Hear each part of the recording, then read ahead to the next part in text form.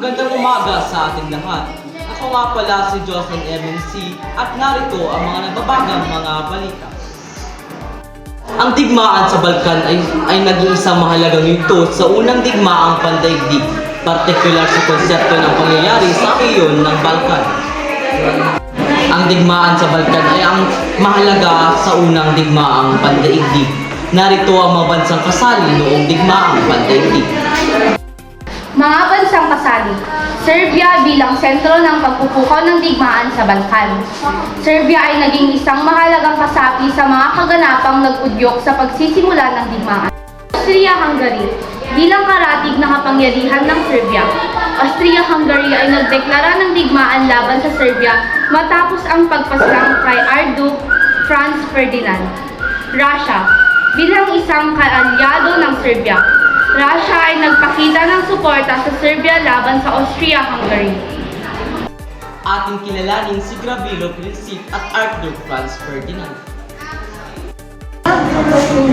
Ang Serb nationalist na si Gavrilo Princip ang nagpatalisik kay Archduke Franz Ferdinand ng Austria-Hungary na nagdulot ng pagsisimula ng mga pangyayari na humantong sa digmaan. Ang digmaang pandaigdig ay nagsimula matapos ang pagpaslang kay Franz Ferdinand noong 28 Hunyo 1914, na kung saan ang Austria-Hungary ay nagdeklara ng digmaang laban sa Serbia.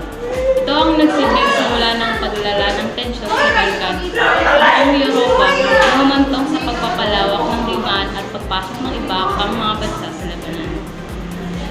Ating nalaman kung kailan naganap ang unang digmaang pandaigdig. Ating alamin naman ang mga pangyayari noong unang digmaang pandaigdig.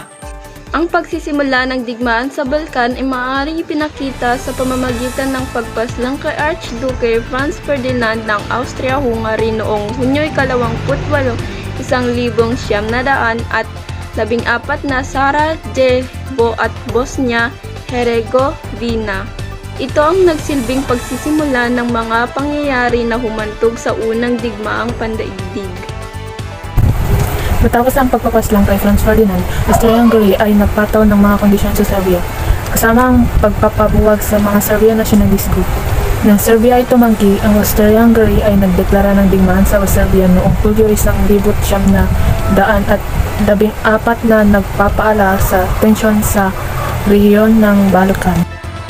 Ang digmaan ay kalaunan ay lumaganap sa buong rehiyon ng Balkan.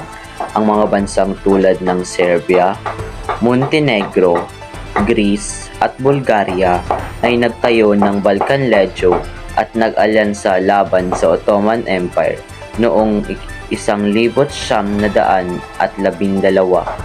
na humantong sa Balkan Wars. Ang unang Balkan War ay noong 1912 at 1913. Nagsimula noong pag-alyansa ng Balkan Legion laban sa Ottoman Empire na nauwi sa pagkapanalo ng Balkan Legion at pagpapahina sa Ottoman control sa Balkan Peninsula. Sa simula ng unang digmaang pandaigdig, ang Bulgaria ay nagsani-puwersa sa Central Powers kasama ang Germany at Austria-Hungary. Ang mga pangyayaring ito ay ilan lamang sa mga mahahalagang pangyayari sa digmaan sa Balkan noong unang digmaang pandaigdig.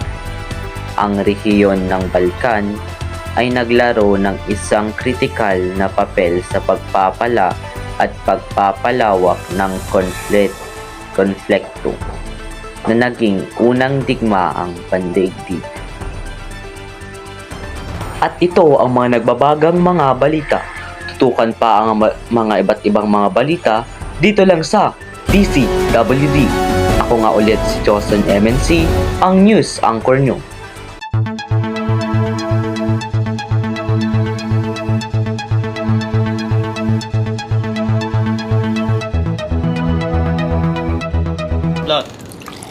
Lot, ano ba?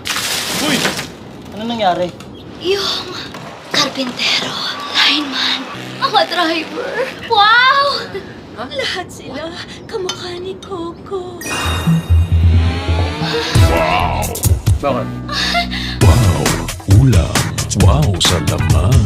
Wow sa sarsa. Wow sa sarap.